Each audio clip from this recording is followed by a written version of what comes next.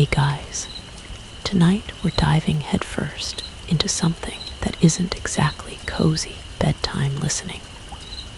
But then again, you probably won't survive this anyway. I'm serious.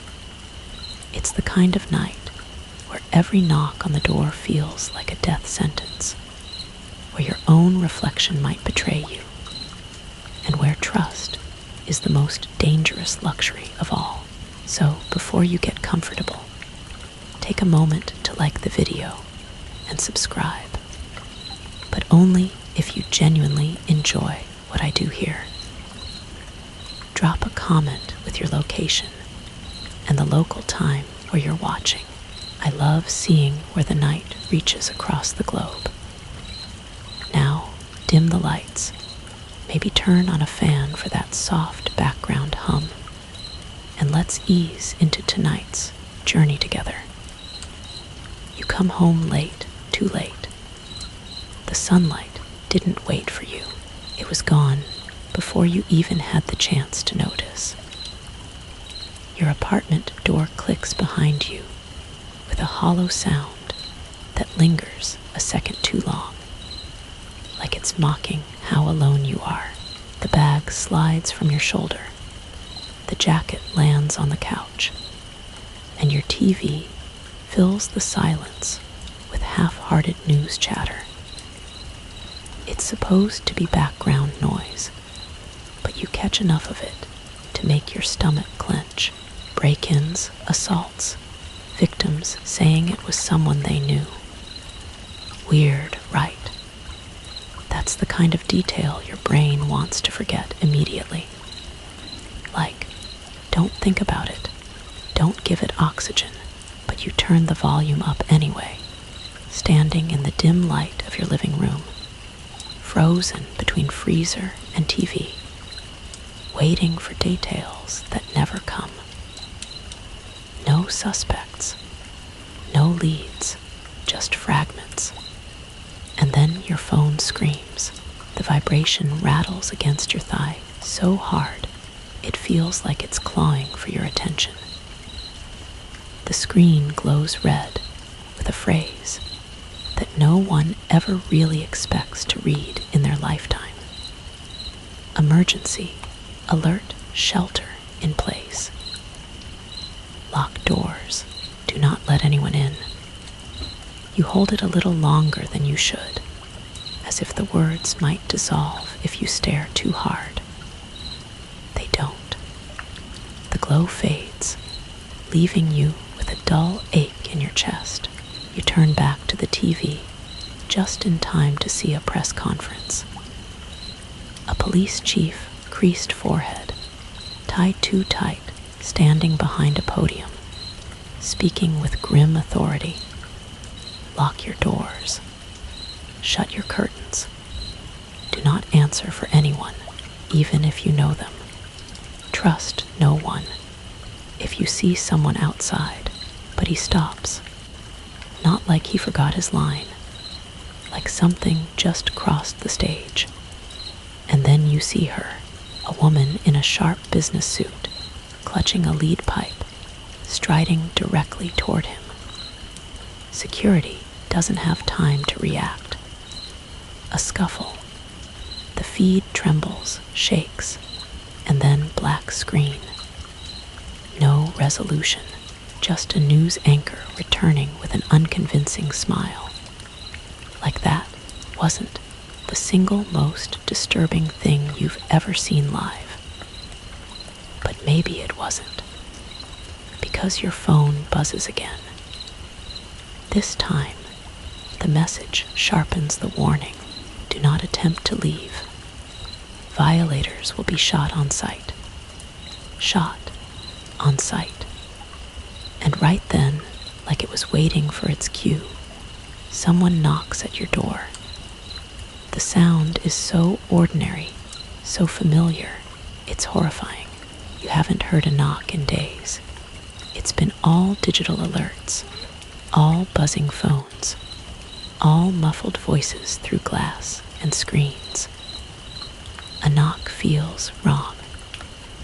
It comes again, firmer this time. You walk to the door and peek through the peephole.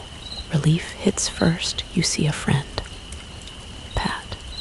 He grins at you, leans casually with both hands hidden behind his back. You almost unlock the door. Almost.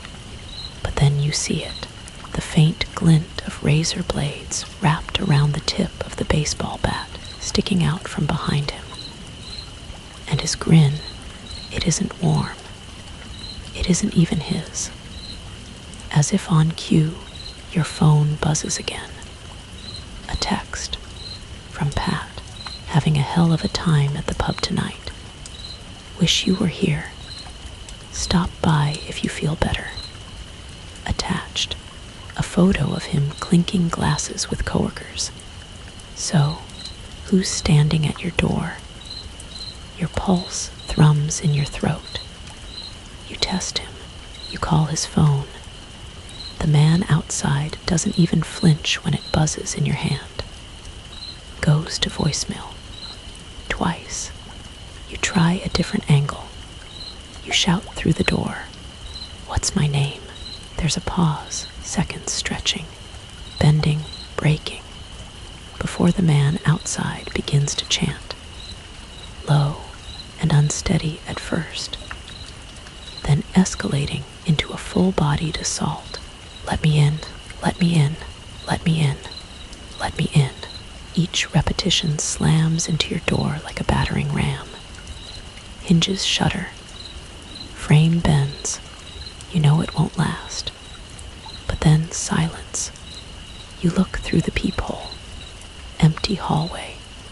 Gone. The TV behind you shifts from its awkward anchor to something worse. A dead signal. A connection lost message with a piercing emergency tone that makes your teeth buzz. You shut it off, too late to avoid the ringing in your ears, and when your phone rings again, it almost sends you sprawling. It's bait. She's panicked, crying, telling you she came home to find blood smeared across her apartment walls. She says her roommates are gone. She says she needs you, but there's a crack in her voice, a subtle wrongness. When you ask her to prove she's real, she stumbles. She insists she's herself because she knows her phone's unlock pin. Then she slips, tells you you're the first person she called, but her call log doesn't match. Something inside you clenches like a fist. Still, it's bait. She was your friend for years. You want to trust her. You almost do. But you've already learned tonight. Trust is the most dangerous luxury, and maybe, to soothe yourself, you remember something random, something historical, like how, during the Great Fire of London in 1666, rumors spread faster than the flames themselves. People swore they saw neighbors they trusted setting fires on purpose. Entire families accused each other, and historians still debate whether it was paranoia or if arsonists really took advantage of the chaos. Fear made every familiar face suspect. And that's exactly what's happening now, isn't it? You realize the air in your apartment feels too heavy, like it's waiting. Every sound, the hum of your fridge, the tap of your heartbeat, is sharp enough to cut. You're alone, but you know you're being watched. Because the night isn't just dark, it's hungry, and it's already inside. The knock still lingers in your ears even after it's gone. The wood of your door hums faintly like it remembers the impact, like the echo of someone trying to claw their way inside. You slide the deadbolt into place anyway, though deep down you know if that thing really wanted in. Locks wouldn't save you. Silence is supposed to be a relief, but right now it feels worse. It stretches thin, like the pause between lightning and thunder, and you keep waiting for the crash. You tiptoe back to the couch, keeping your phone gripped like a weapon. On the blank TV screen, you can see your own reflection, shadowed, pale, jittering at every sound. For one cold second, you swear the reflection tilts its head before you do. You blink. Gone. Just you again. Then your phone buzzes. You glance down, terrified it's another alert. But instead, it's a text from Bait. Almost there. Don't freak out, okay? Almost there. You didn't give her directions. You hadn't told her which street or which apartment number. Not tonight. Your throat dries out. You type back with trembling thumbs. Wait, where exactly are you right now? No response. You put the phone down slowly, like it might bite, and turn your head toward the door. The silence outside feels heavier now, denser. You try to convince yourself you're imagining it, but your gut says otherwise. Someone's standing there. Someone's waiting. And that's when the next knock comes. Not frantic this time. Gentle, patient, like whoever's out there already knows the ending. And they're just giving you a chance to play along. You force yourself toward the door, one step at a time. Your hand hovers over the peephole, hesitating, but curiosity wins. You press your eye against the glass. Bait. At least, it looks like Bait. She's leaning against the hallway wall, her arms folded like she's been waiting a while. When she catches your gaze, she smiles, too casual, too rehearsed. Then she does something you don't expect. She looks away, like she doesn't care that you're watching her. The real Bait would have waved. The real Bait would have knocked again, impatient and sarcastic. You freeze with your palm on the doorknob. You know you shouldn't. You know the rule. Don't let anyone in. But what if it is her? What if she's really in danger? Your phone vibrates again, startling you. This time it isn't a text. It's a photo from Bait. It's of her living room, the walls streaked with something dark. A shoe overturned on the carpet. An image of the empty apartment she just described. And the timestamp minutes ago. So who's standing at your door? You back away, heart thumping so loud you think the thing outside might hear it. Your feet creak on the floorboards, and instantly her head snaps back toward the peephole. She knocks again, just once, and then whispers, "Could you let me in?" You don't reply. She whispers it again, louder this time, and again, until it's a hiss, then a demand, until finally it's a full-throated shout that shakes the thin hallway walls. "Let me in, let me in, let me in." Your deadbolt holds, but you can feel the force of her shoulder slamming into the frame. The door rattles like it's about to splinter. And then silence. You hesitate. 5 seconds. 10. You check the peephole again. Empty hallway. But you've learned already tonight, gone doesn't mean safe. Your phone buzzes in your hand once more, nearly slipping from your sweaty palm. You check it. This time it's not Bait. It's Pat again. "Yo, are you good?" Something's going on downtown. Stay put, I'll call later. You stare at the words. Pat, the real Pat, the one from the bar photo. You want to believe it, but your brain won't let you. Every face is suspect now. Every voice could be stolen. You toss your phone onto the couch and sink down beside it, pressing your palms into your eyes. When you finally look up, the room feels wrong. Smaller, tilted, like the angles of your own home don't quite add up anymore. You stand quickly, as if motion might steady you, but it doesn't. Your hands shake. Your knees ache. You feel like prey in your own apartment. To distract yourself, you latch onto a thought, any thought. You remember reading once about the Great Plague of Marseille in 1720, the last major outbreak of bubonic plague in Europe. They burned ships, quarantined families, piled bodies into mass graves, all to stop the spread. But one story sticks out. People swore their loved ones came back. Same faces, same voices, same clothes, yet they were wrong, hollow, changed. Historians still debate whether it was delirium, grief, or something stranger, something nobody wants to write in the history books. The pattern is too sharp to ignore. History doesn't repeat, it haunts.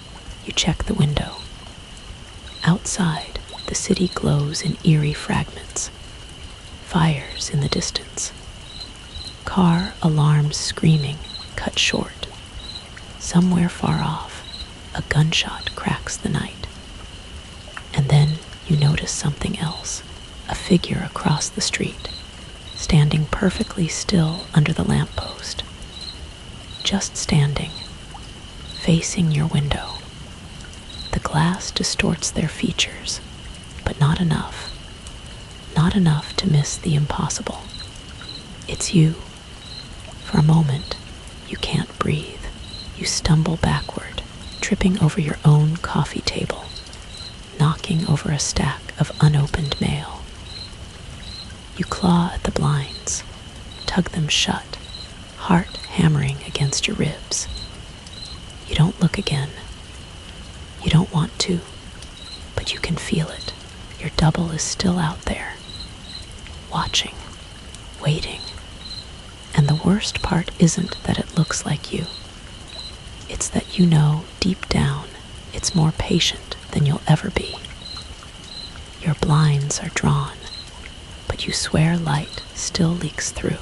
A pale shape hovers in your mind's eye, the imprint of yourself standing beneath that street lamp. Even with the window closed, even with the curtains shut, you can feel your reflection lingering outside. Your phone vibrates again. You flinch. This time the screen lights up with Bates' name. You hesitate, thumb floating above answer, but curiosity wins. Her voice comes through in a whisper, rushed and panicked. Oh my God, I'm so glad you picked up. You breathe relief into the silence. Bate, are you okay? Not really. I came home and everything's wrong. Blood on the walls, my roommate's gone. There are noises everywhere, like fights outside, like people screaming. I tried calling the police, but it's all dead lines. I don't feel safe. I need somewhere to go. Her words tumble like stones down a slope, each one harder to catch than the last. You want to comfort her. You want to say yes, come here, you'll be safe, but your stomach twists, reminding you of the thing that already pretended to be her. Bate, you whisper. How do I know it's you? She laughs, sharp and surprised, but not in a funny way. Excuse me, just humor me. Please, I'm me because I knew my phone's unlock pin, she says quickly. And because you were the first person I called, your pulse stutters. The pin, sure, maybe, but the first person, not true. You'd seen her missed calls stacked up earlier, but do you tell her that? Do you accuse her right now when she's begging for safety? She's silent, waiting. Finally, you cave. You're right, I'm sorry. Just come over. Her sigh drips relief into the line. Thank you.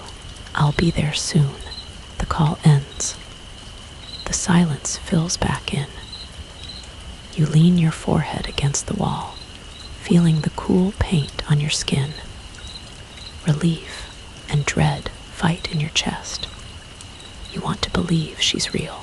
You need to believe someone out there is still who they say they are. But you can't stop the whisper in your mind. What if she's not? A sound. A creak from the far end of the hallway.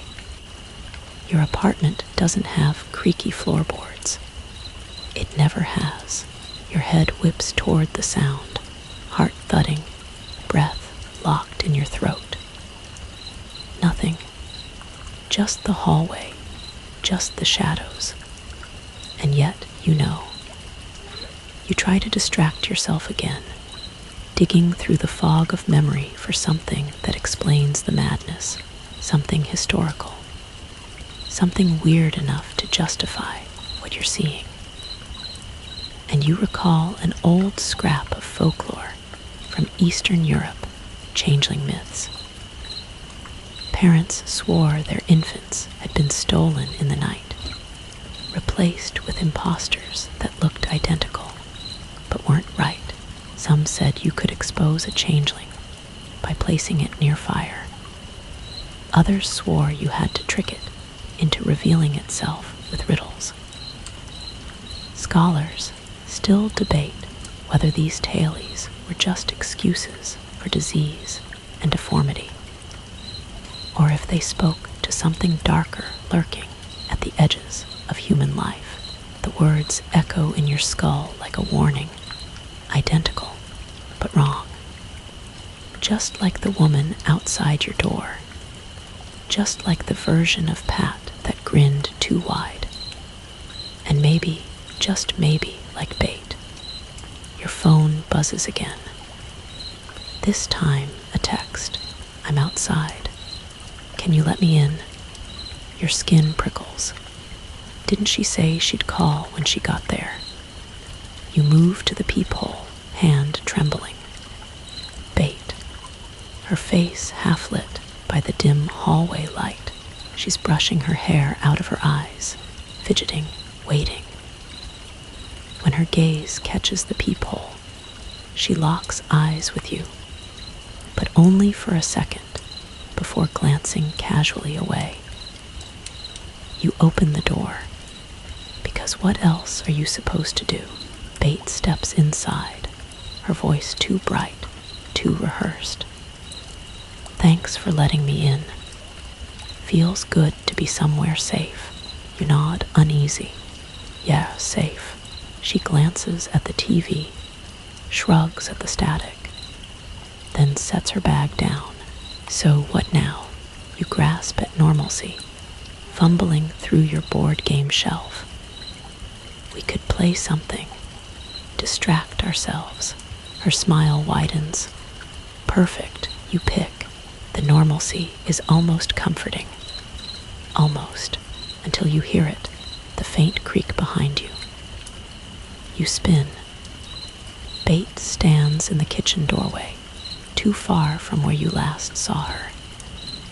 A knife glints in her hand, lifted casually from your silverware drawer. Bait, you say carefully. How's your brother Danny these days? Her grip tightens around the knife. Oh, Danny's fine. Your chest hollows out. Bait doesn't have a brother. Never has. The truth hits you in a tidal wave. You've let the wrong bait in. The floor groans beneath your weight as you step back. She notices. Her eyes flicker with recognition, like she knows you know. And then she smiles. Wide, too wide. "Thanks for letting me come over," she says sweetly, voice wobbling into a deeper tone. "After all, there's no one left at my place to kill." She lunges. You grab the ottoman with both hands and hurl it. It crashes into her chest, sending her stumbling backward, the knife clattering to the floor. You don't wait, you bolt, keys in hand, door flung open, your footsteps thundering down the hallway.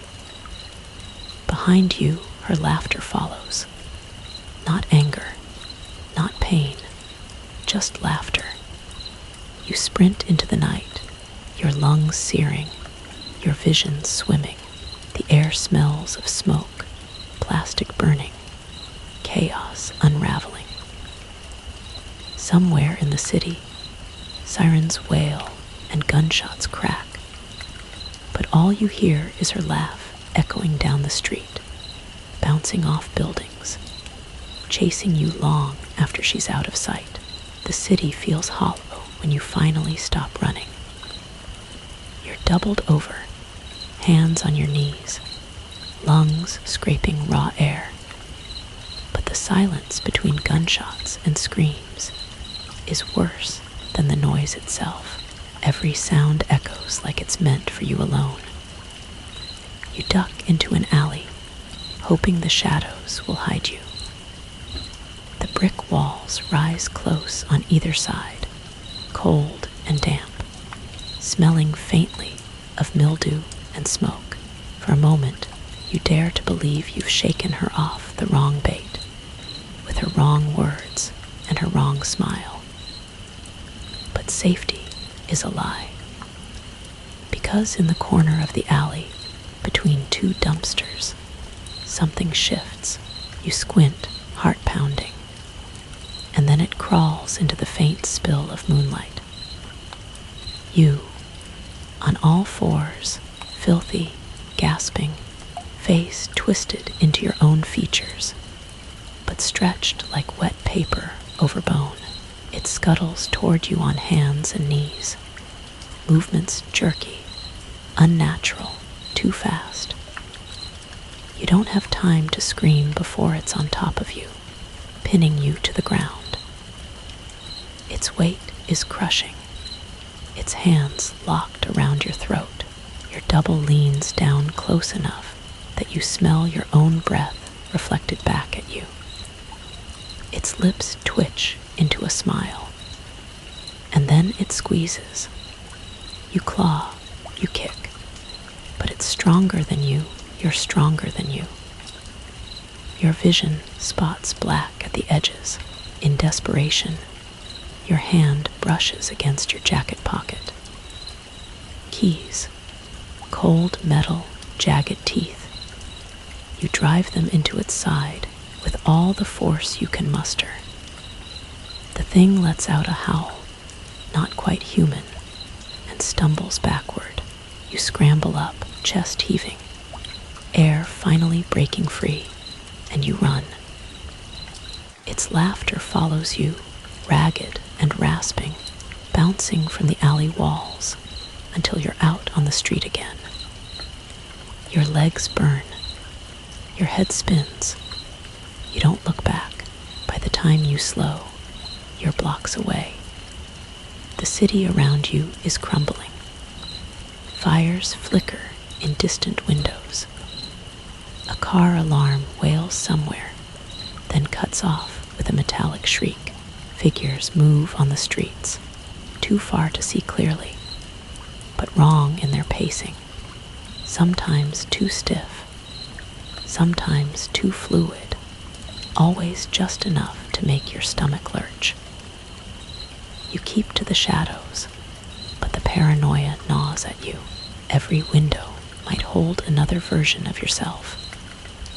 every corner might hide someone you know, someone wearing a familiar face like a mask. And that's when you hear it. Crying. Soft, broken sobs drifting on the wind. It doesn't sound like a trap. It sounds like a person. A real person. You pause, weighing the risk. Then you turn toward the sound, footsteps crunching softly on broken glass as you follow it. It grows louder, rower, until you're sure it's right in front of you. But there's no one there. The sobbing shifts, echoing from another direction, farther down the street. You follow again. Each time you get close, it moves, always just out of reach. Finally, the sound leads you to a car in a dim parking garage. The sobbing is muffled now, coming from underneath. You crouch, heart in your throat, and peer beneath the car. Hands, pale hands, gripping your ankles. You're yanked down hard. Your back slams against the cold concrete, pain shooting through your shoulders. A weight crawls out from under the car, dragging itself onto you. It's you again. Another double. Its eyes are too bright, its grin stretched to breaking. It slams your head back against the floor, stars exploding across your vision. You claw at it, but it's too strong. Its fingers dig into your neck, choking off your breath. You manage one last desperate move, your car keys, still slick with its twin's blood. You jam them into its side. Another howl. Another stumble. You roll free, scramble to your feet, and run. Behind you, it laughs again. Your legs carry you down a street you don't recognize. Buildings blur. Streetlights buzz overhead, flickering, painting the world in stop motion. Your ears ring with every footfall. And then, finally, you see it. A pub. Its windows are boarded, but candlelight flickers inside. Voices murmur beyond the wood. You pound on the door. Please, please let me in. No answer. You slam your fists harder, panic boiling. It's me. It's really me. Behind you, the echo of your own laughter closes in. The door creaks open at the last possible second, a hand yanking you inside. The door slams shut, bolted, locked, barricaded with a heavy table. You're the last one tonight, says a gruff voice. You blink against the candlelight, meeting the barrel of a shotgun aimed directly at your chest. The man holding it is older, weathered, his expression carved from stone. Don't take it personal, he says. But I saw two of you out there. I need to know which one you are. You stammer, words tripping. But before you can answer, a familiar voice cuts in. Wait, it's him. I know it's him. Pat. He steps out from the crowd, smiling. Relief washes through you so hard your knees nearly buckle. But then you remember the grin at your door, the baseball bat with blades, and a new dread coils in your stomach. What if this isn't Pat either? You think of history again, because it's easier than thinking of the now. Salem, 1692. Witch trials. Neighbors accusing neighbors. Families turning on each other. Historians still debate how much was hysteria and how much was malice. But the truth didn't matter to the ones swinging from the gallows. Truth never matters when fear takes over. And right now, In this candlelit pub, you can feel the fear dripping from every stranger's eyes, thick as sweat. And every single one of them is staring at you. The shotgun doesn't waver. It's steady in the older man's hands, candlelight dancing across its barrel like fire licking steel. Around you, whispers curl through the pub like smoke. A dozen strangers, faces pale in the dim light, stare at you with the same unease you feel for them. Pat steps closer, raising both palms. It's him. I swear it. He's my friend. Your heart lurches with relief at his defense, until you remember the other Pat, grinning at your door, holding a bat bristling with blades. Which one is this? The man with the shotgun tilts his head, eyes narrowing. Then prove it, he says. Something only he would know. Pat looks at you, waiting, expectant. Your mind races. Memories, private jokes, shared experiences. You grab one. When I was hired, you say carefully, you treated me to lunch. You told me the job sucked, but at least we'd suffer together. That was our first day as friends. Pat's mouth breaks into a grin. He laughs, genuine, warm. That's it. That's us. He gestures at the shotgun man, who finally lowers the weapon with a grunt. For a moment, your chest loosens. You survived. You're safe. But then you notice something. A detail so small it nearly slips past. Pat didn't confirm the story. He didn't repeat it. He just laughed and pointed at you. And when you said it was your first day as friends, you know that isn't true. You'd referred him to the job. You'd already been friends long before. The pub's candlelight flickers. Shadows lean too close. Your mouth dries out. If this was really Pat, he'd have remembered. The silence in the room grows brittle.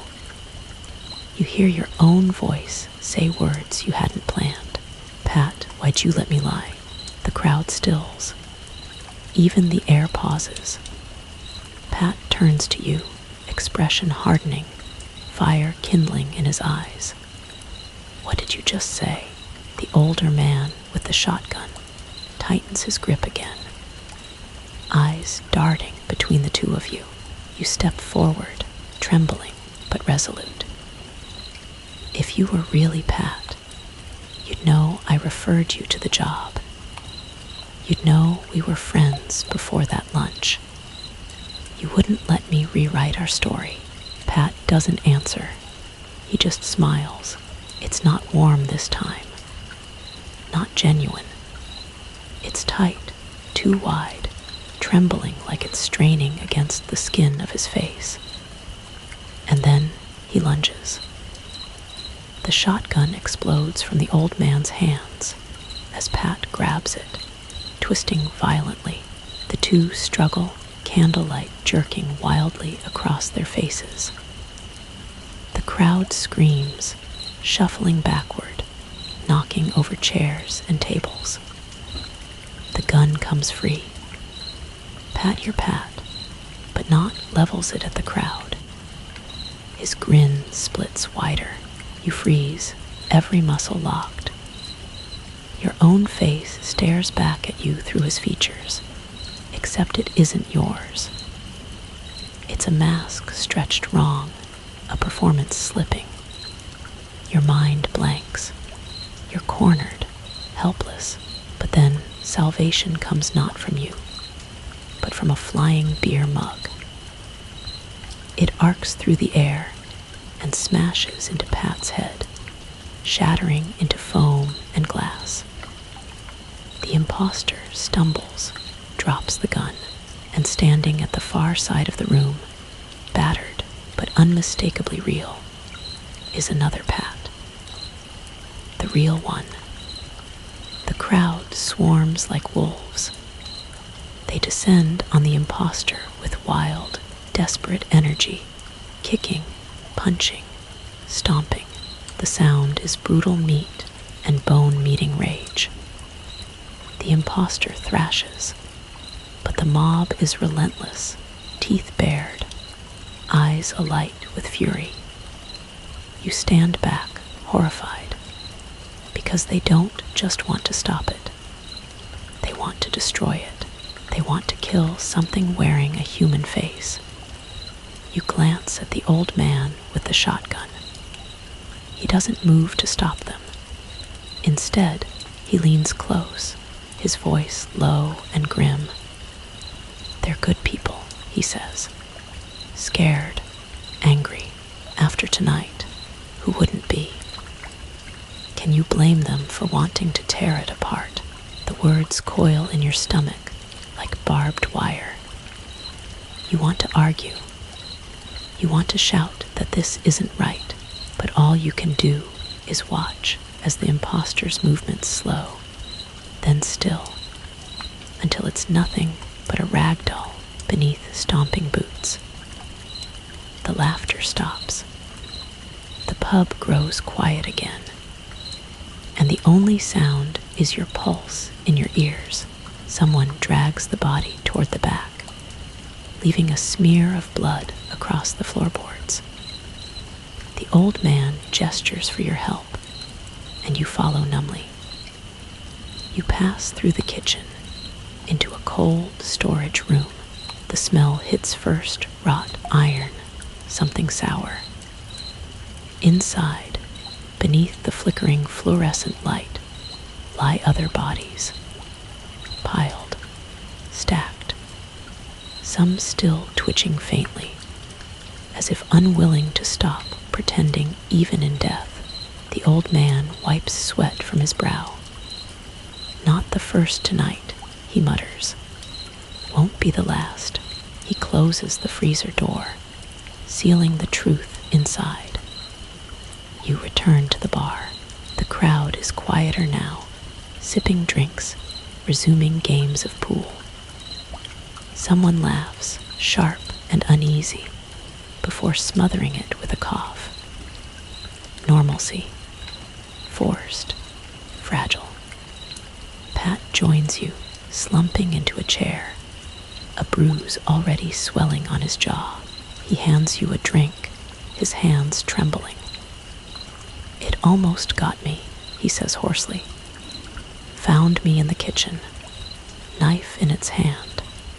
I barely made it out." You study him, every flicker of expression, every twitch of muscle. You want to believe him. You need to, but doubt gnaws at you anyway. You cling to history again, to something outside this nightmare. You think of the siege of Orleans in 1429, when Joan of Arc appeared seemingly from nowhere to lead an army. Historians still debate whether her visions were divine, delusion, or manipulation. But the fact remains. An ordinary girl became someone else overnight.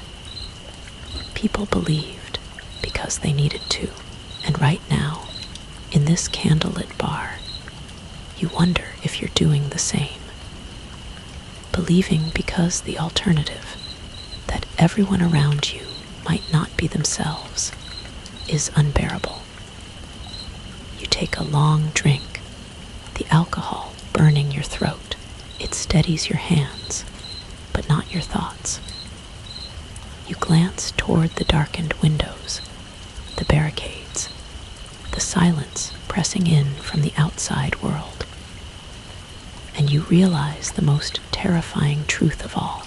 You don't know if you're safe from what's out there, or from what's in here. The pub breathes like a living thing. Candlelight flickers, shadows stretch, conversations hush and swell. And yet, everything feels staged, like you've walked into a theater where everyone is pretending to be themselves. The laughter comes too sharp, the smiles too wide, the pool cues cracking too loud against the balls. Normalcy painted over terror, the brushstrokes still wet. Pat sits beside you, nursing his bruised jaw, and you catch yourself watching him too closely. Every blink, every twitch, every pause in his breathing feels like a test. He notices, eventually. "You don't trust me," he says, not accusing, just stating. You force a smile. "I'm trying." And you are. You're trying so hard that your chest aches with it. But you've already seen a copy of him grin at your door. You've already watched another one lunge for a gun. How do you believe the real when the fake looks so perfect? Before you can answer, the air changes. It's subtle, a vibration in the wood, a hum through the glass, and then a sound threads its way inside, crying. At first it's faint, muffled by the boarded windows. Then it swells, raw and desperate, a woman sobbing, voice breaking. The pub goes silent. Every face turns toward the sound. Someone mutters, "It could be real." Someone else hisses, "It's bait." The older man with the shotgun shakes his head. No one leaves, but the crying doesn't stop. It rises, cracks, falls back into broken sobs. The kind of sound that digs under your skin, that makes your instincts scream to help. You glance at Pat. His face is pale, jaw tight. "It sounds real," he whispers. Your throat tightens. That's the point. The crying circles the building. One side to the other, always just beyond the walls, always just far enough away. A few people pace nervously, muttering about checking it out. The old man raises his shotgun higher. "Sit down now." But then the crying shifts.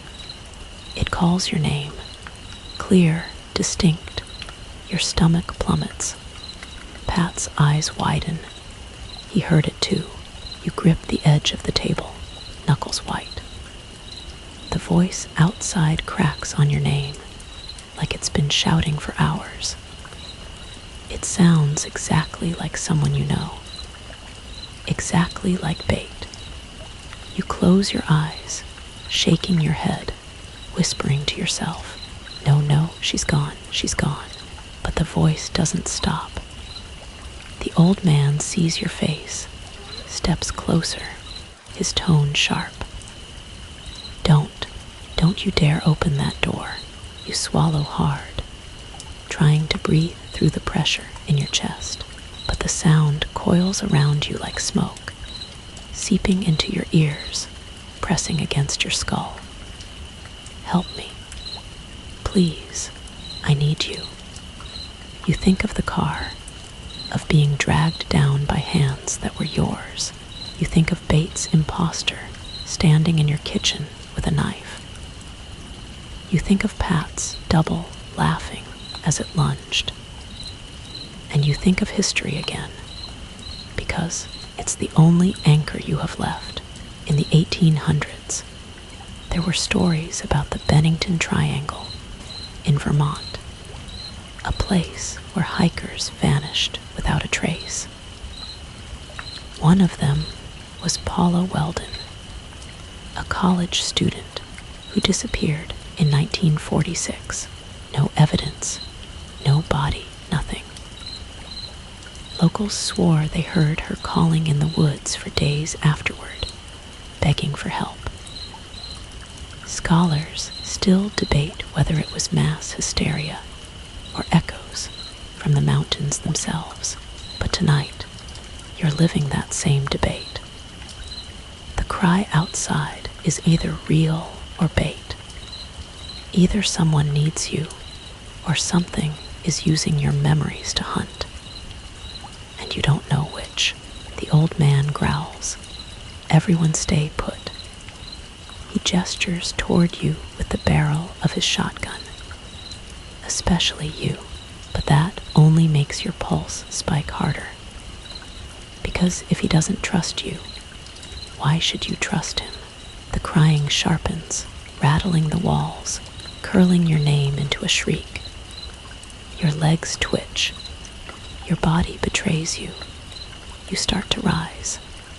Pat grabs your arm. Don't. Pat, you whisper. What if it's really her? His grip tightens. And what if it's not? The room seems to tilt. Everyone's eyes are on you. Some glare, some plead, some shimmer with curiosity. All of them silently daring you to move. The crying cuts off. Silence smothers the pub like a heavy blanket. The candles flicker once, twice, gutter in the stillness. Then a knock, gentle, patient, exactly like Bates before. Could you let me in? The voice floats through the wood, clear as if she's whispering into your ear. The shotgun snaps toward the door. The old man's jaw clenches. Not one of you touches it. The crowd shuffles, restless, like they're caught between fear and temptation. One woman mutters, "What if it really is her?" Another whispers, "We can't take the risk." The tension strangles the air, and then you hear it faint, but unmistakable, your own voice joining hers. From outside the door, perfectly synchronized with hers, you hear yourself say, "Could you let me in?" Your blood runs cold. You stagger back, every muscle locking, your own voice echoing in your skull. The crowd gasps, mutters, panics. The old man fires. The shotgun blast shakes the walls, splinters the wood. For a second, everything is sound and smoke and ringing ears. When it clears, the hallway outside is silent. No more crying. No more knocks, just silence. Slowly, the pub exhales. The crowd shifts uneasily, conversations stuttering back to life. Someone lights another candle. Someone pours another drink. The old man reloads his shotgun with trembling hands. But you can't sit still. You can't forget the sound of your own voice outside the door. You glance at Pat. He's staring at you, wide-eyed, pale. He doesn't say it, but you see it in his face. What if the one outside wasn't the imposter? What if it was you all along? The pub feels heavier after the gunshot. Not louder, heavier. Every word, every shuffle of feet, every clink of glass lands like a stone in water, rippling outward, unsettling the fragile calm. The shotgun's echo still rattles in your bones. You sit, trying to breathe. But the air smells thick, sweat, smoke, stale beer, and something under it all that reminds you of iron. Blood, maybe. Pat leans back in his chair, but his eyes never leave yours. He studies you the way you've been studying him. Careful, cautious, waiting for the slip. Neither of you trust the other, not fully. But you sit side by side because what else is there? The old man with the shotgun clears his throat, commanding attention. That's the last knock tonight. No one's opening that door again. The crowd nods, but unease lingers. Some glance at you, suspicion thinly veiled. A few mutter under their breath. You can't tell if they're afraid of what's outside or afraid of you. You sip the drink Pat gave you earlier. The liquid burns, but it grounds you. Around the room, people try to resume their routines. A couple resumes their pool game. Someone picks at an old jukebox in the corner, coaxing it to hum faintly with static-laced music. The sound is brittle, nostalgic, wrong. It almost feels normal if you squint. Almost, but the cracks show.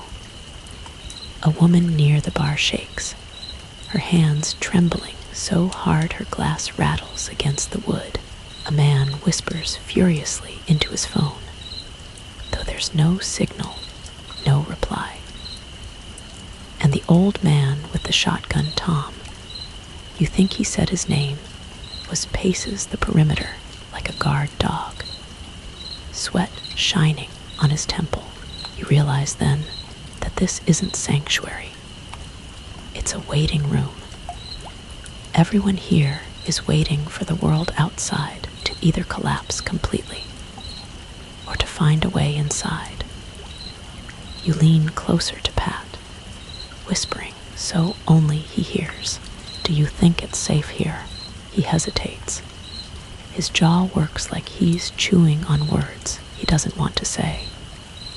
Finally, safe enough for now. For now, he doesn't answer. You glance around the pub, letting your eyes linger on each face. Some look exhausted. Some look terrified. A few look too calm, too content. Their smiles too steady. You remember the bodies in the freezer, the doubles that slipped through before anyone noticed. How many in this room are already wrong? You remember something from a book you once skimmed about the Dyatlov Pass incident in 1959. 9 hikers vanished in the Ural Mountains. Their camp discovered torn open, their bodies scattered in the snow. Theories ranged from avalanche to military tests to something paranormal. Historians still debate why some were found shoeless, why one had a missing tongue, why traces of radiation clung to their clothes. But one thing stuck with you.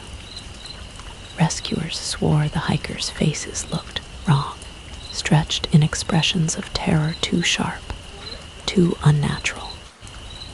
Tonight, staring at these strangers in flickering candlelight, you think you know exactly what they meant. The jukebox sputters and dies. Silence folds back in, thick and suffocating. Someone mutters, "Good riddance," and then you hear it. Not outside this time. Inside. A laugh, short, stifled, wrong. You scan the room, heart hammering.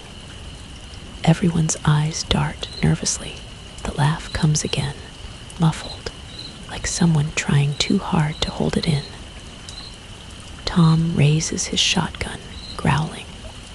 Who was that? Silence. The crowd shifts uneasily, feet scraping wood, eyes refusing to meet his. You realize something horrible.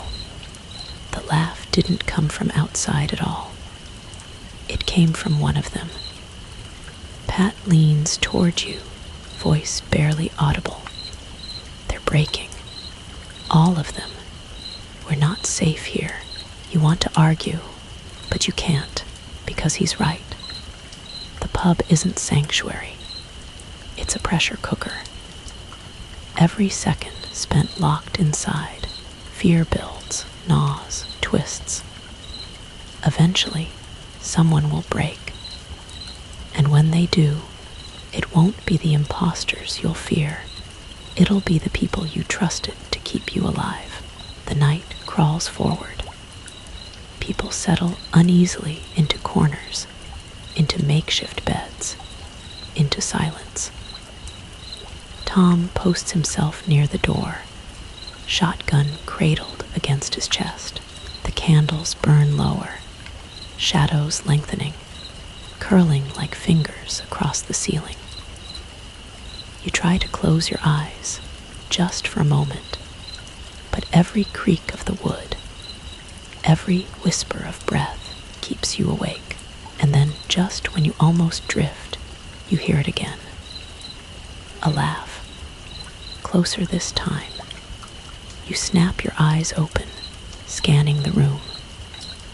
A man across the pub is staring straight at you, lips twitching with a smile he can't quite suppress. His eyes glint in the candlelight, bright and hungry. You look away, heart racing.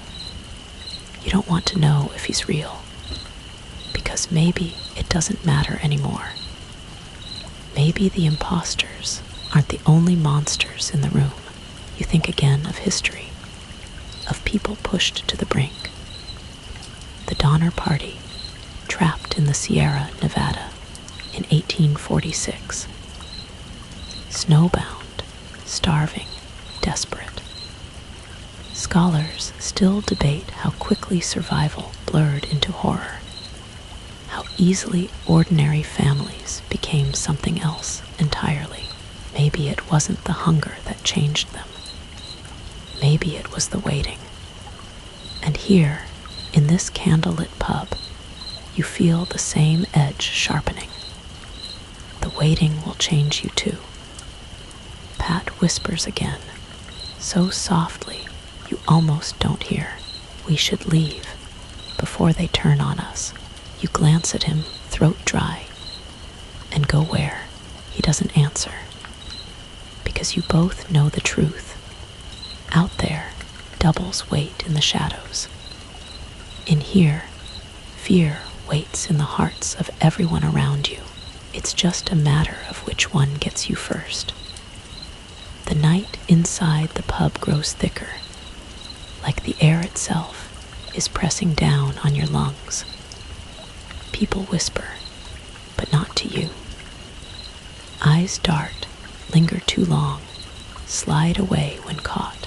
It feels less like a group of survivors now and more like a jury, waiting for the moment they decide your verdict. Tom, the shotgun man, finally speaks. His voice is steady, but weariness bleeds through every word. We can't afford another mistake. No more letting anyone in without proof. A murmur runs through the room. Heads nod, faces tighten. Proof. The word hangs heavy, undefined. Proof of what? Proof of humanity. Proof of memory. Proof of a soul. Someone gestures toward you. Then let him go first. Dozens of eyes land on you, sharp and expectant. You freeze under their gaze. Go first? What do you mean? The woman who spoke steps forward, her voice trembling with rage, barely leashed. You've been here less than an hour, and already we've seen 2 of you. One of them almost killed us. Tell us why you're real, right now. The crowd murmurs, agreement rippling. Pat bristles beside you, but his defense carries little weight now. You can see it in their faces. They need someone to blame, someone to test. And you're the newest piece on the board. Your mind scrambles for an answer. Something undeniable, something only the real you could know. But the horror isn't that you can't think of anything. It's that even if you did, what's stopping the others from knowing it too? Tom raises a hand. Quiet. The crowd silences instantly, like soldiers awaiting orders. His eyes lock on you. Tell me something only you would know. Something no imposter could fake. You swallow, lips dry, heart pounding. When I was 10, my dad took me fishing. I hated it, but he told me to hold still. That fish can smell fear. I never forgot that. The words spill out, fragile, desperate. But the crowd doesn't look convinced. Someone in the back scoffs. That's not proof. That's just a story. Yeah, another mutters. Any of them could have seen it in his head. The room hums with suspicion, sharp and growing sharper. Pat steps forward suddenly, his voice loud, urgent. Then test me. If he's not real, then I'm not either. Ask us both something. The crowd turns. The air thickens. Tom considers. Then he nods once. Fine, you two, side by side. You and Pat stand shoulder to shoulder in the center of the pub. The crowd encircling you like predators. Tom's shotgun doesn't waver. What's the name of the bar where you two first met? Your stomach knots. You look at Pat, but his face is unreadable. You answer first. McAllister's. Pat answers a beat later. McAllister's. The crowd murmurs. Same answer. Tom frowns. All right. What color shirt was he wearing that night? He points the barrel toward you. Blue, you say, without hesitation. Tom swings the barrel toward Pat. Pat's jaw clenches. Green. The crowd erupts. Voices clash, accusing, suspicious. A woman shouts, "It's him. He's the fake." A man counters, "No, he said it first." He's covering. The noise spirals. Everyone shouting over each other. The air crackling with hysteria. You feel sweat trickle down your spine. You look at Pat, searching his face, begging for some sign. Did you get it wrong? Did he? Or is memory itself betraying you, twisting under the weight of paranoia? The crowd surges closer, demanding answers. Hands shove, fists clench, voices rise to a fever pitch. And then another laugh, sharp, wet, gurgling. Everyone freezes. It doesn't come from you. It doesn't come from Pat. It comes from somewhere in the circle. The crowd scatters back, eyes wide, turning on each other. Someone steps forward, grinning too wide, shoulders twitching in jerks. Their laugh bubbles up uncontrollably, spilling out of their mouth like static. The room explodes into chaos. People scream, some rush forward, others retreat. Tom raises his shotgun and fires, the blast ripping through the imposter's chest. It collapses, twitching, gurgling, laugh, breaking into wet coughs. The silence afterward is suffocating. Tom wipes sweat from his brow, his voice hoarse. That's why we test. That's why we don't trust anyone. Ever. The crowd murmurs, subdued but not soothed. The proof of danger lies bleeding on the floor. But suspicion hasn't lessened, it's doubled.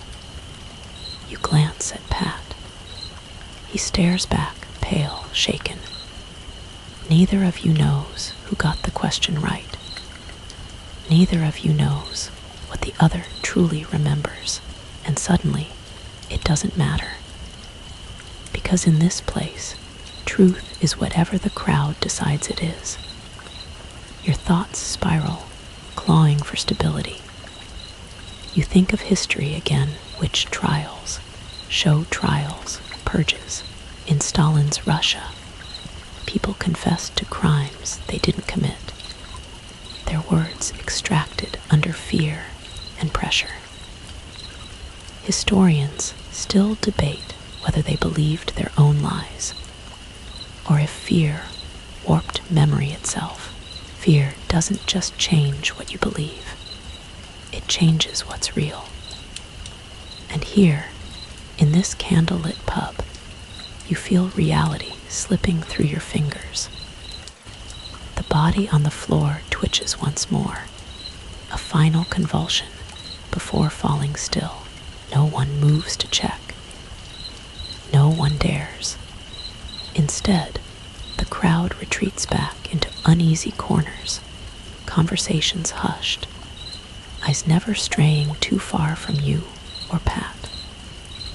Tom reloads his shotgun, his hands steady again. Tests will continue, he mutters.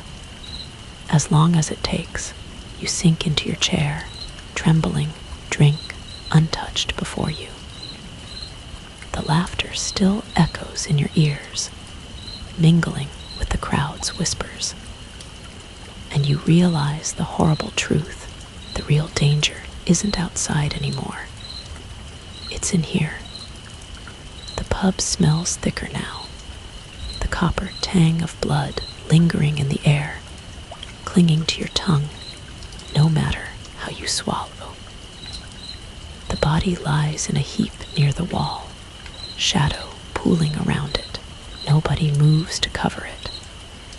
Nobody wants to get too close, but nobody can stop looking either. The silence doesn't last. A man near the bar mutters, "We should have burned it." His voice is sharp, like glass breaking. A woman snaps back. "And how many more are there?" "You think we can burn them all?" Another voice cuts in, louder, harder. "Why not?" "Better to make sure." Murmurs ripple through the room. Anger swells like a tide, rising, crashing. People stand, fists clenched, voices overlapping. The crowd doesn't sound like survivors anymore. They sound like predators, sharpening their teeth. Pat leans close to you, whispering, "Don't say a word, don't draw attention," but you can feel their eyes drifting toward you anyway. Some glance quick, guilty. Others stare openly, lips curled in distrust. Because you're new, you're unproven, and worse, already been seen in duplicate. Tom slams his shotgun butt against the floor, the sound cracking through the noise. Enough. The crowd hushes, but only barely. Their voices buzz beneath the surface, like hornets waiting to swarm. Tom scans the room, jaw tight. We can't lose control. We're alive because we're careful. We're alive because we don't give in. But you can tell his words don't convince them anymore. Because fear has shifted into something else. Something sharper. Someone in the back shouts, "What if it's not just them? What if it's us?" The room stiffens. The woman who spoke earlier glares. "What's that supposed to mean? You've been quiet all night." The man spits back. "How do we know you're real?" Voices erupt. Accusations, denials, shouts. People rise from their chairs, faces twisted with suspicion. And then a shove, a scream. The crowd snaps. It happens fast. Two men tackle the accuser, fists flying. Others pile in, shouting, snarling. The sound of flesh meeting flesh fills the room, heavy and sickening. Tom shouts, waving his shotgun, but the mob doesn't hear him. Or maybe they don't care. You watch, frozen, as the crowd tears into one of their own. They don't check for proof. They don't test. They just unleash everything they've been holding back, all their terror and rage, pouring it into violence. Pat grips your arm. We have to stay out of it, but you can't look away. Because the man they're beating isn't an imposter. He's screaming too loudly, too humanly, begging for them to stop. Your stomach churns. You stagger back, knocking into a table. The noise barely registers over the chaos. People are on their knees, teeth bared, nails clawing, eyes alight with a savage joy. It isn't fear anymore. It's hunger. You think of history because your mind claws for explanation, for a pattern that makes this make sense. You remember the Colosseum, Romans cheering as lions tore prisoners apart. The frenzy of blood sport dressed as entertainment. Historians still debate whether the crowds were driven by politics, by spectacle, or by some deeper instinct for violence. Looking at this crowd, you think you know the answer. Sometimes people don't need a reason. Sometimes the violence is the point. Tom finally fires a shot into the ceiling, plaster raining down. The crowd freezes, panting, eyes wild. The beaten man lies crumpled, barely moving, face swollen and bloody. Tom growls, "Get back, all of you." Slowly, reluctantly, they peel away, retreating into corners, muttering excuses. But you can see it in their faces. They're not ashamed. They're disappointed it's over. Pat helps you sit, his voice low, urgent. "This place is breaking apart. If we don't leave, we're next." You shake your head. Where would we even go? He doesn't answer, but his eyes flick toward the door. And you know. The beaten man groans, shifting weakly. No one helps him. No one even looks at him, because he's already dead to them. That realization twists in your gut. The imposters didn't have to tear this group apart. Fear did. And once fear finishes its work, all that's left is violence. Hours pass like this, quiet mutters, restless pacing, the occasional sharp laugh that makes everyone flinch. Every candle guttering feels like a countdown. Every shadow stretches too far. You try to sleep, but every sound jolts you awake. Every creak feels like footsteps. Every sigh like a whisper meant for you. And still, in the back of your skull, you hear echoes of that laughter. The one that wasn't yours, but sounded too close. It mixes with the memory of the mob's frenzy, the stomp of boots, the crack of fists, the glee in their eyes. You realize you're not sure which was worse. The imposters pretending to be human, or the humans forgetting how to be. Pat's whisper cuts the silence. When it starts again, and it will, we move. Got it, you nod, though your throat is too tight to speak. Because you believe him. This isn't over. It's only sleeping. And when it wakes, it will be hungry. The pub drifts into a brittle quiet after the mob breaks apart. People slump into chairs, some muttering apologies that sound hollow, others avoiding each other's eyes entirely. The man they left beaten lies curled on the floor, breathing shallow, ignored. Nobody asks if he's okay. Nobody wants to know. Tom wipes sweat from his brow, reloading the shotgun with hands steadier than they should be. His eyes sweep the room, daring anyone to challenge him. "We don't lose control again," he says, voice gravel. "We're better than that." But you can see the truth in the way his hands tremble just slightly at his sides.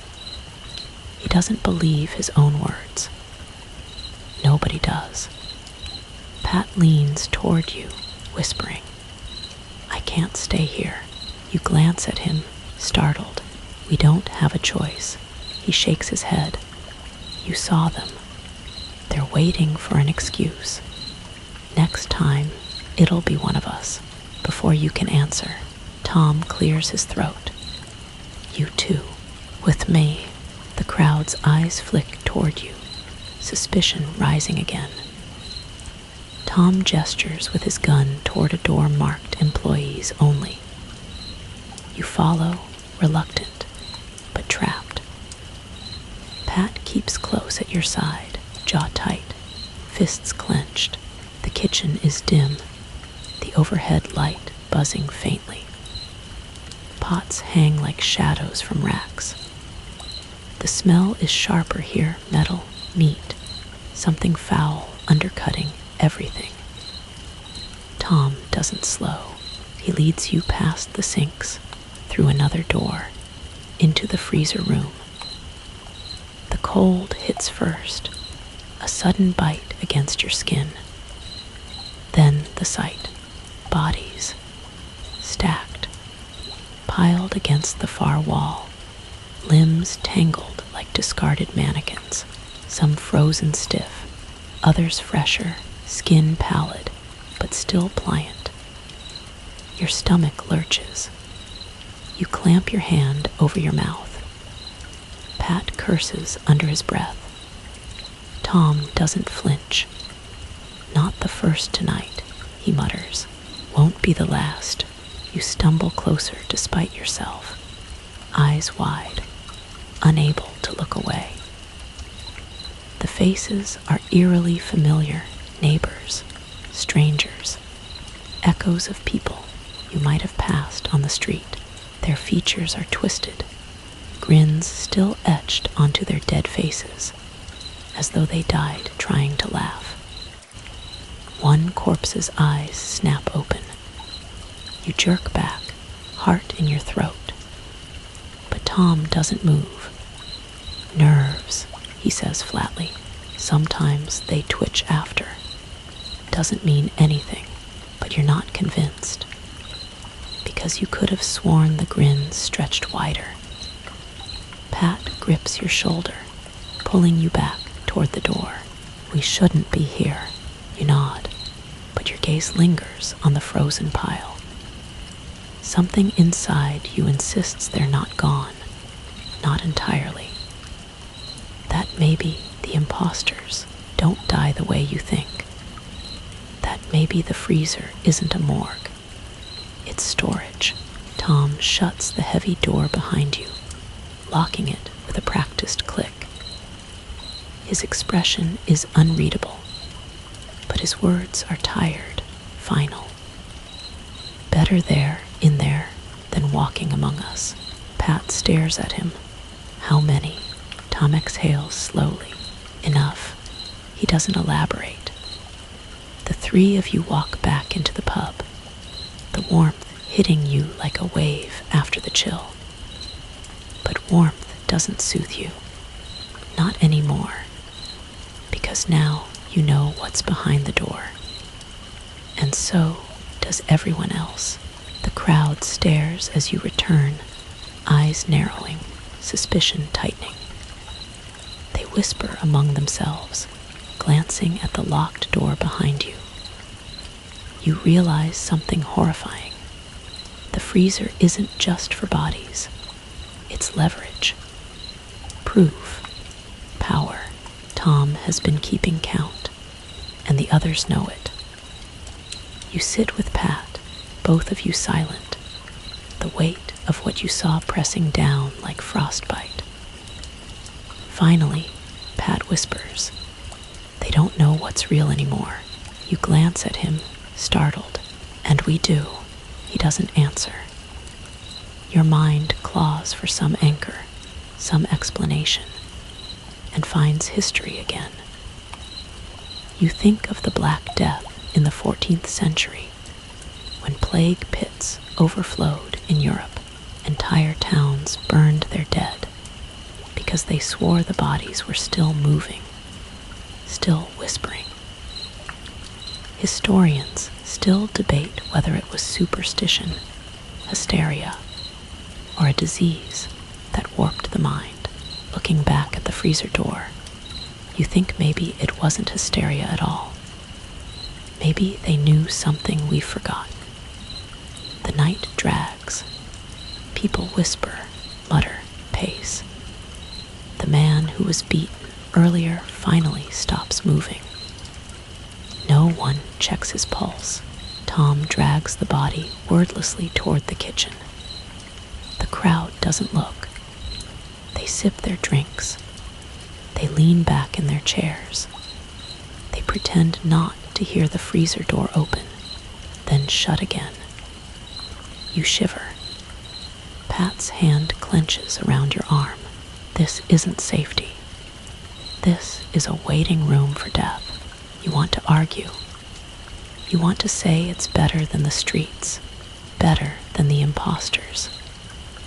But the words won't come, because you know he's right.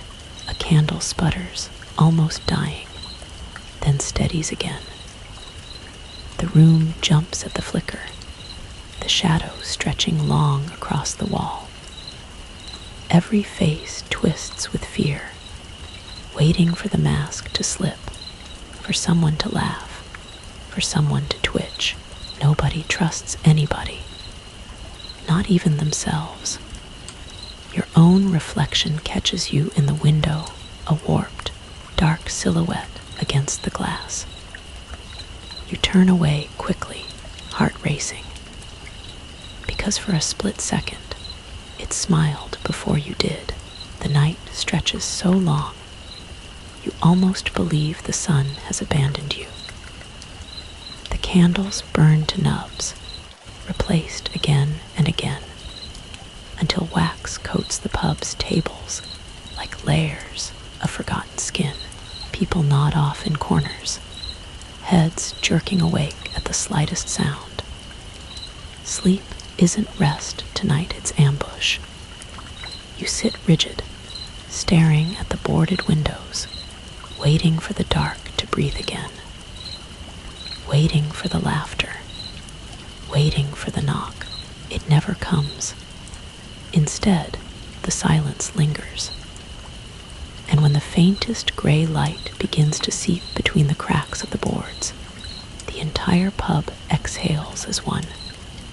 The sun is back, for now. The crowd stirs like restless animals. Chairs scrape, boots shuffle. Someone dares a laugh, brittle and hollow, but a laugh nonetheless. They cling to the sunlight as if it's salvation.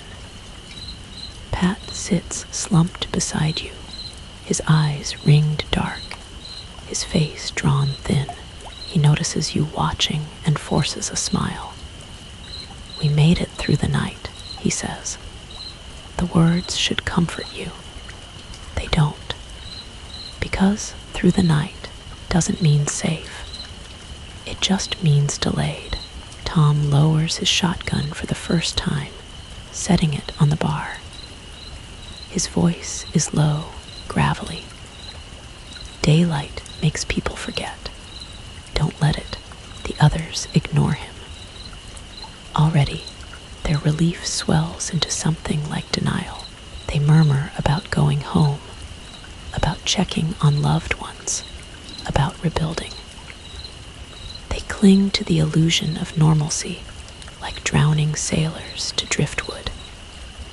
But you can't forget. Not the laughter, not the freezer, not the reflection that smiled first. You rise, stretching stiff legs, wandering to the window. The boards block most of the view, but through a thin gap you catch a sliver of the street. The city looks almost peaceful in daylight. Smoke still curls from buildings, but the fires are dying. Cars sit abandoned at odd angles, but no figures move among them. Too peaceful, your stomach knots, because peace after a storm isn't peace. It's the pause before the next wave. You sip water from a cracked glass, trying to wash the copper taste from your mouth. The quiet lulls you, tricks you into thinking maybe, just maybe, things will hold. Until you notice the freezer door. Frost creeps around its frame, spidering across the kitchen tiles. The lock glints in the daylight that barely touches it. And you swear, just faintly, you hear something knock back. Pat nudges you, pulling you away before anyone notices you staring. His voice is low. We can't stay when night comes again.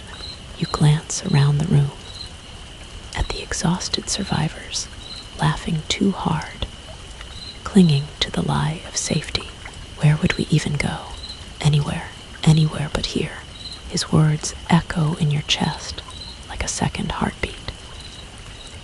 Your mind drifts again, pulling at threads of history to make sense of the senseless. You remember the Mary Celeste, the ship found adrift in 1872. Crew vanished without a trace. Food uneaten, supplies intact, logbook ending mid-entry. Historians still debate whether it was mutiny, piracy, or something stranger. Looking around this pub, you think you know. Sometimes people don't need a reason to vanish. Sometimes they just dissolve under the weight of fear. Tom calls for order, trying to hold the group together. His voice is steady, but fewer listen now. Sunlight has made them bold, reckless. Some gather at the door, muttering about leaving. Others argue about staying. The pub splits in half before your eyes, those who still cling to his authority, and those who think they don't need it anymore. Pat leans close. When they scatter, it'll be chaos. That's when we go. You nod, though the thought of stepping back into the world outside makes your chest tighten. Because at least in here, you know where the danger is. Out there, it could be anywhere. Anyone. A sudden laugh cuts through the morning murmur. This time, it's too bright, too loud. The crowd stiffens, turning as one. But it's only a man in the corner, his head thrown back, laughing at a joke whispered by the woman beside him. Still, nobody laughs with them. Because now, even joy sounds like an imposter. You sit back down, trying to swallow the rising dread. The sunlight feels fragile, a thin veil draped over something rotting underneath. The day has come, but the night is already waiting. Pat grips your arm. Rest while you can. We'll need strength tonight. You close your eyes, but sleep won't come. Because even with the sun, even with the laughter, even with the thin illusion of safety, you know the shadows haven't left. They're just hiding, waiting for dark. Daylight stretches thin across the floorboards, a pale imitation of safety. The pub feels lighter, but not clean, like a bandage slapped over an infected wound. People start to believe again, the way survivors always do in the aftermath. Whispering plans, trading rumors, daring to laugh. But you can't shake the feeling that something's missing. Your pocket is too light. You dig your hand inside, patting yourself down. Wallet, keys, but no phone. Your chest tightens. You retrace your memory like a path through fog. You had it in your apartment. You had it when Pat texted from the pub. You had it when you were yanked inside. And then you see it in your mind, your phone clattering to the pavement as Tom's hand pulled you through the pub door. It's still outside. You stand abruptly, the chair scraping across wood. A few heads turn, suspicious. You force a smile, wave them off, muttering something about stretching your legs. Pat catches your arm. "What are you doing?" "I dropped it," you whisper. "My phone." His eyes widen. "Forget it. It's not worth it." But it is, because your phone isn't just a device. It's your lifeline, your history, proof of who you are, proof that you're real. You shake him off and head toward the door.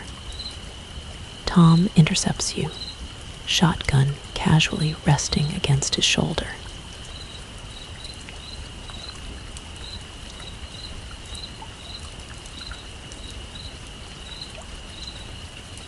"Going somewhere. I just need some air." He studies you for a long moment, then grunts. "Don't be stupid. If you step outside, you might not come back." You nod obediently. But the decision is already made. When the room shifts into arguments again, you slip toward the barricade. A small crack in the boards lets you pry them loose just enough to squeeze through. The sunlight outside blinds you at first, sharp and alien. After hours of candlelight, the street is quiet, too quiet. Not even birdsong. You step onto the pavement, your pulse hammering in your throat. The world looks frozen. Cars abandoned, doors flung open. A jacket draped across a mailbox, a stroller tipped onto its side, wheel still.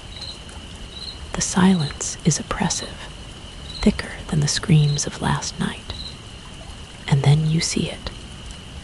Your phone, lying near the curb, bright blue case glaring against the gray concrete. Relief floods you. You snatch it up, cradling it like a wounded bird. The screen is cracked, but still glowing. But the relief dies instantly, because sitting beside it, glinting in the morning light, are your keys. The same keys you jammed into your double's ribs. You stagger back, knees weak. Your chest tightens, air clawing for release. How are they here? How could you hold them last night? How could you have run with them, opened doors with them, if they're lying here now, sticky with dried blood? Your hand grips the set in your pocket. You pull them out, trembling. 2 identical sets. One clean, one caked with the memory of violence. Your reflection in the phone screen tilts its head, almost amused. You shove both sets of keys deep into your pocket and force yourself to focus. The phone. Check the phone. The lock screen glows. 5 missed calls, alphabetically arranged. That doesn't make sense. You swipe to the call history, stomach sinking. Every single contact has been dialed, one after the other, all the way down the list, until the last call is to your mother. Your hand shakes so hard you almost drop it. There's also a text, one unread. You tap it open, dread flooding your veins. 6:48 a.m. Hi, honey. I see you outside. I'll be right down to let you in. The words burn into your eyes. You whip your head toward the apartment building across the street, the one with broken blinds and shattered windows. For a heartbeat, you think you see her shape in the window. Your mother, smiling, waving. But the shadow tilts its head wrong, too slow, too sharp. You blink, and the window is empty. Your pulse hammers. The phone trembles in your hand. Every instinct screams at you to run back inside, to seal yourself behind the boards, to never look out again. But another thought whispers in the back of your skull. What if it really is her? The lie is too sweet to ignore. You cling to it even as your knees buckle, even as your breath shudders, even as the shadow in the window seems to smile without moving its lips. A sound breaks the silence, footsteps. Quick, light, deliberate, not yours. You spin, clutching the phone to your chest. The street is empty, but you know you're not alone. History claws at your mind again, desperate for an explanation. You think of the Roanoke colony, the settlers who vanished without a trace in the late 1500s. All that remained was a single word carved into wood: Croatoan. Historians still debate whether they fled, or absorbed into native tribes, or something stranger consumed them. Maybe they didn't vanish. Maybe they were replaced. The footsteps grow louder, closer. Your breath quickens.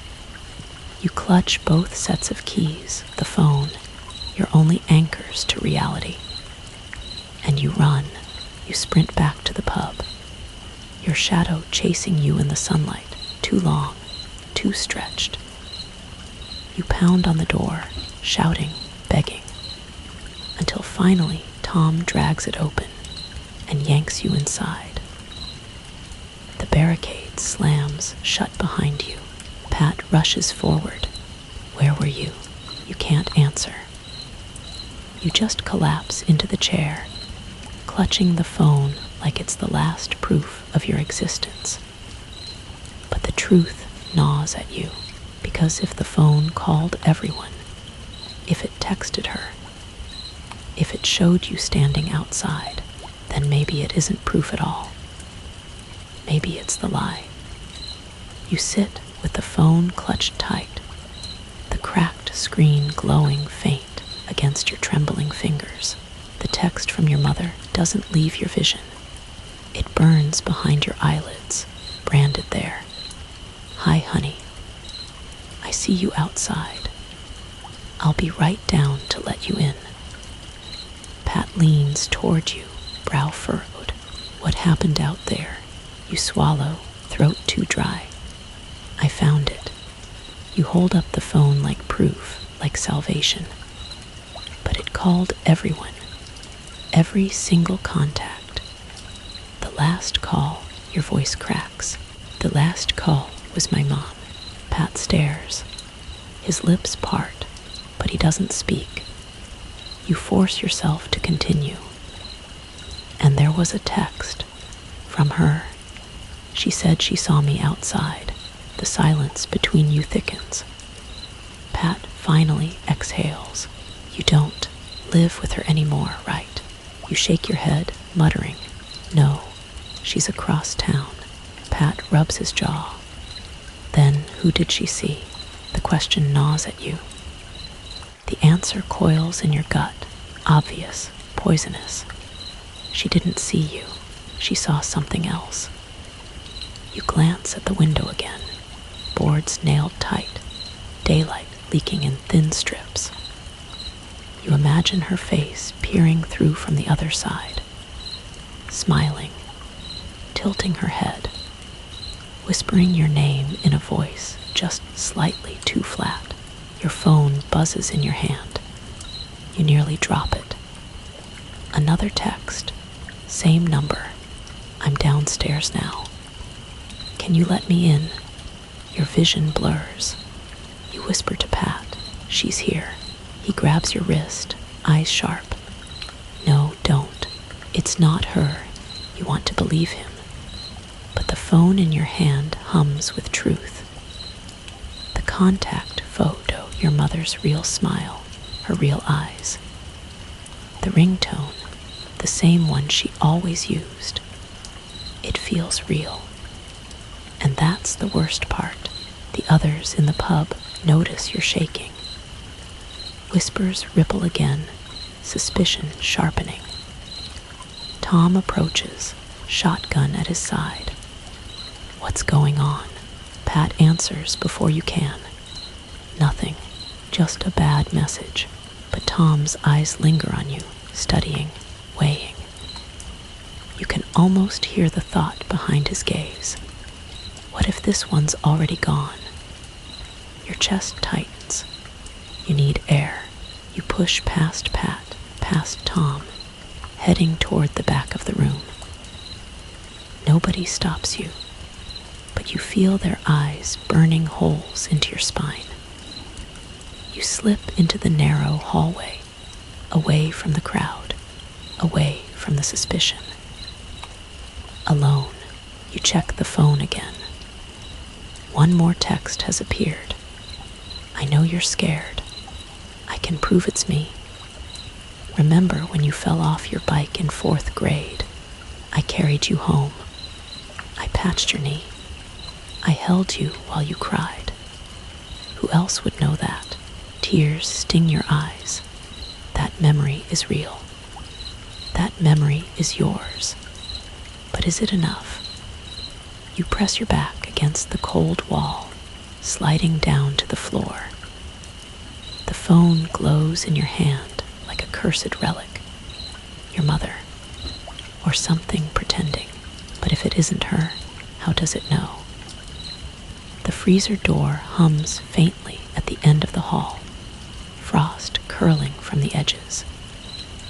You think of the bodies inside, their twitching faces, their still open eyes. Did they whisper your memories before they froze? Did they leave pieces of you behind in their mouths? The phone buzzes again. Let me in, honey. Please. It's so cold out here. Your hands shake so badly, you almost drop it. You whisper into the empty hallway. What if it is her? The walls don't answer. The only reply is the faint sound of footsteps beyond the boarded windows. Soft, shuffling, patient. You think of history again, desperate for control. You remember the green children of Woolpit, a medieval English legend. 2 children appeared in a field, their skin green, their language unknown. They claimed to come from a land of perpetual twilight. Historians still debate whether it was folktale, malnutrition, or something stranger. The girl eventually adapted, but the boy wasted away. And still, villagers swore they were not human. Not entirely, and now, reading your mother's text, you wonder. Even if she steps through that door, even if it looks like her, even if it remembers your scraped knee and your tears, will she be human? Will you? The footsteps outside the pub grow louder, circling. Someone knocks on the boarded window, polite, almost cheerful. The crowd in the main room gasps. Pat bursts into the hallway, grabs your arm. Don't answer it. Whatever you do, don't. Your phone buzzes again, lighting your face in pale blue. I'm right here. Why are you ignoring me? You choke on air. Your throat feels raw, your heart jackhammers. Pat shakes you. Look at me. It's not her. Do you understand? You nod. You try to nod. But your eyes drift back to the phone, to the smiling photo, to the words that cut through bone. You whisper, almost to yourself. What if it is? Pat stares, horrified, and in the silence between you, the knock comes again. Gentle, patient, exactly like the first knock you heard last night. The knock echoes through the pub like a heartbeat. 3 soft raps, steady, confident. Everyone freezes. The laughter from a minute ago dies instantly. Tom lifts his shotgun, eyes locked on the boarded window. Nobody moves, he growls. But the silence after the knock feels too heavy. It presses into your chest, makes you want to fill it to answer, to prove you're still there. Your phone buzzes again. Honey, it's me. Let me in. I'm cold. I'm scared. I just want to see you. The words twist like a knife. Pat snatches the phone from your hand. He holds it up like it's evidence, shouting, "This isn't her. It can't be her." But the crowd isn't convinced. Some look at him with suspicion. Others look at you, eyes narrowing. A woman whispers, "Why does it keep calling him?" The question ripples through the room. And suddenly, the suspicion isn't on the knock outside anymore. It's on you. You feel the shift, like a wave crashing over your body. Whispers sharpen into words, words into accusations. He's the one they keep copying. What if he's the original? What if he's not? Maybe he's already gone. Pat steps in front of you, his voice breaking with desperation. He's real. He's him. But the crowd doesn't care, because now you're the question. Tom raises the shotgun, not quite aiming, but close enough. "Then prove it," he says again. His voice is tired, hoarse. "Prove you're you." Your chest tightens, your mind goes blank. How many times have you already been asked? How many times have you already failed?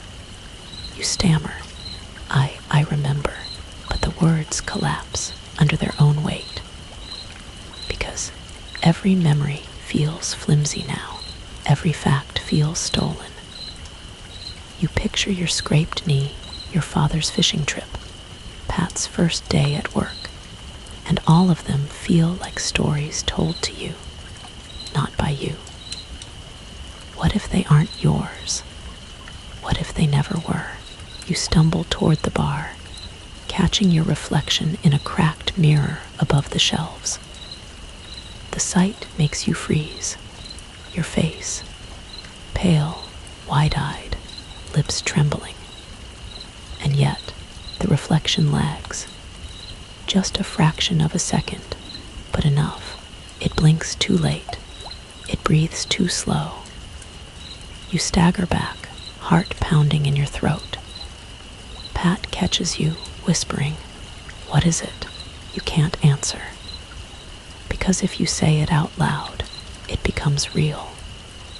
If your reflection isn't you, then who are you?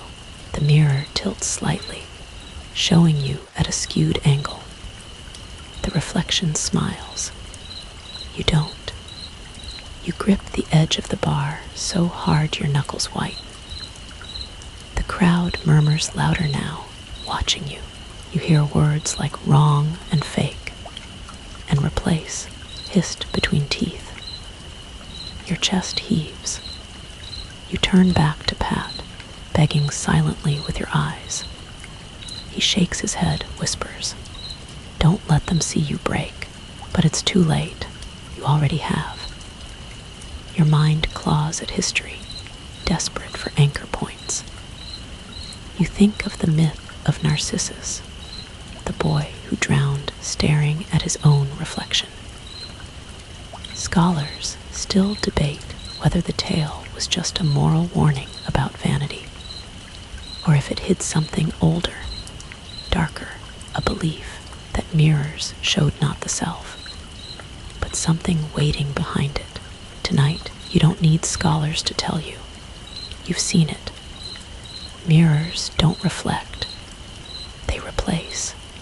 The knock comes again. 3 raps, louder this time. Your phone buzzes. Honey, why won't you open the door? You look back at the mirror. Your reflection tilts its head slowly, precisely, until it's leaning at an angle your neck could never bend. Its smile stretches wider. You stagger back. The crowd gasps. Tom lifts the shotgun higher, suspicion flaring in his eyes. What's wrong with him? Pat yells, nothing. Leave him alone. But the crowd is already surging forward. Hands grab you, shove you. Someone spits. He's not real. Another shouts, get him out. The mob's fear ignites into frenzy. The same hunger you saw before.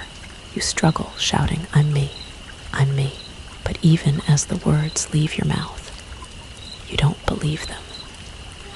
Because the reflection's grin still hangs in your mind. Too vivid, too sharp. What if they're right? What if you've been the imposter all along? Pat drags you free of the mob, shoving bodies back, shouting curses. He pulls you into the hallway, slamming the door shut behind you. You collapse against the wall, shaking, gasping. Pat crouches in front of you, gripping your shoulders. Listen to me. I don't care what they say. You're real. Do you hear me? You're real. But the words don't soothe you.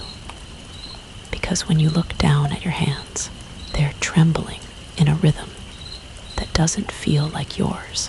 You clutch them tight, whispering, what if I'm not? Pat shakes you. Don't do this. But the reflection in the cracked mirror across the hall leans closer, lips moving silently. And you swear it mouths the words back at you. What if you're not? The reflection won't stop moving. Even when you hold perfectly still, even when your breath catches in your throat, it keeps twitching at the edges, eyes widening, lips curving, head tilting just a fraction too far. You want to smash the mirror, to shatter it into dust. But something deep inside you whispers, if you break it, it might step through. Pat hauls you away, down the hallway, back toward the bar. Don't look, he mutters. Don't give it power, but you already did. The pub is louder now, panicked. The crowd shouts over itself, accusations flying. Words like replace and fake and trap cut through the air like knives. Tom tries to hold order, his shotgun raised, but you see the cracks in his face. He doesn't believe he can hold them anymore. The knock on the boarded window comes again, harder this time. Boom, boom, boom. Dust falls from the frame. Your phone buzzes, almost in rhythm. I'm at the door, honey. Please let me in. It's me. I promise. The crowd hears it. Their suspicion spikes like a fuse lit in gasoline. Heads whip toward you. Eyes burn. Voices rise. It's him. He's calling them. He's the one bringing them here. Hands grab for you again, rough and certain. Pat shouts. He's not. Leave him alone. He throws himself between you and them, but the mob doesn't hesitate this time. They've tasted blood before. Now they want more. The room explodes into chaos. Shouts, screams, tables flipping, chairs breaking. The shotgun roars once, deafening, scattering splinters into the ceiling. It doesn't stop them. Nothing will. Pat yanks you toward the back, through the kitchen, toward the freezer. The cold air seeps out from under the door, frosting your shoes. You dig your heels in. Not in there. Pat spins on you, desperation in his eyes. It's the only place they won't look. The crowd's footsteps thunder closer. You force yourself to nod. Inside, the freezer's breath chills you to the bone.